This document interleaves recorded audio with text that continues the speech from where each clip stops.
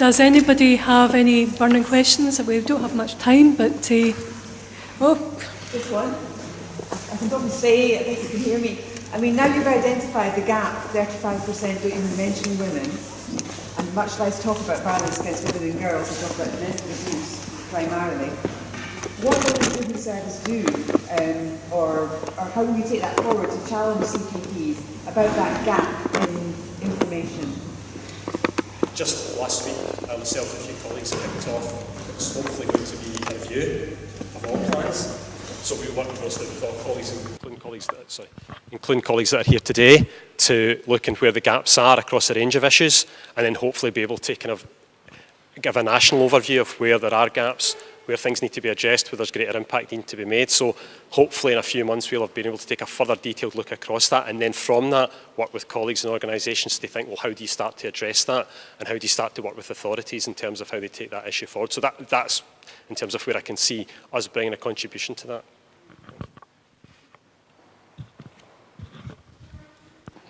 Any other questions?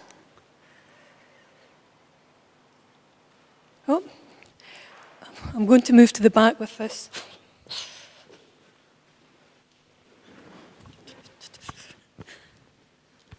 I'm interested in the idea of violence against women being a human rights issue, and I totally agree with that. I'm just wondering, you said about sanctions and eventually organisations or services being held to account, and I'm just wondering how that goes about happening, because I think systemically lots of organisations and potentially governments are breaching human rights. So unless we're going to get some of the most vulnerable people to start suing local authorities or the police or the government, I mean, and that's just one POLA. I think we've probably all got lots of POLAs in our local authorities, and surely the fact that there's thousands of people who are having their human rights breached should be enough to try and think about how we sanction different services and organisations.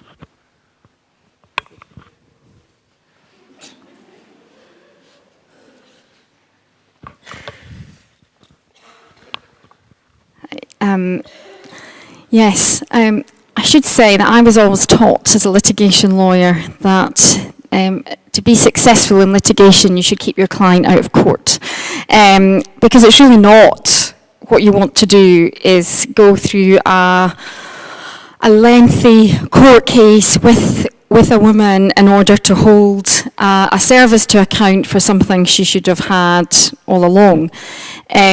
So it's also a very clunky tool. So litigation, yes, it's needed. We've taken it ourselves. I think there's still a hesitation amongst lawyers about how you use human rights law.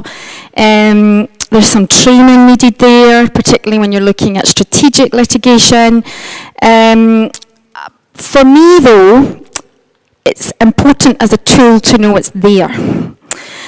And that, you know, as a resort, it can be utilised, and we can take an action in court that will be embarrassing for the organisation in question and could result in compensation. So it does need to be, it's a part of accountability that you know it's there and that you know someone will take that action if we don't do something about it.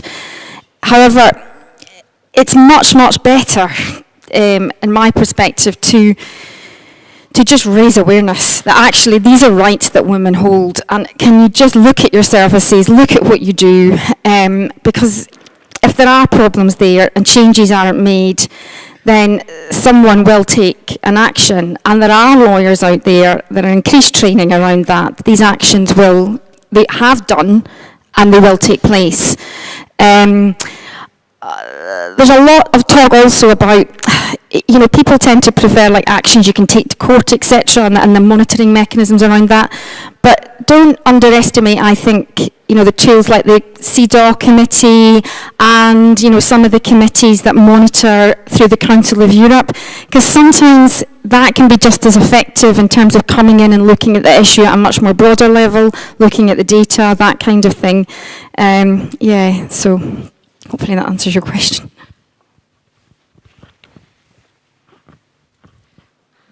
Thank you very much. I think probably, before I deviate too much from the planned activity, we're now going. Thank you very much for both of your inputs and for answering questions. We're going to have a group discussion at your tables. Perhaps it might be a good idea.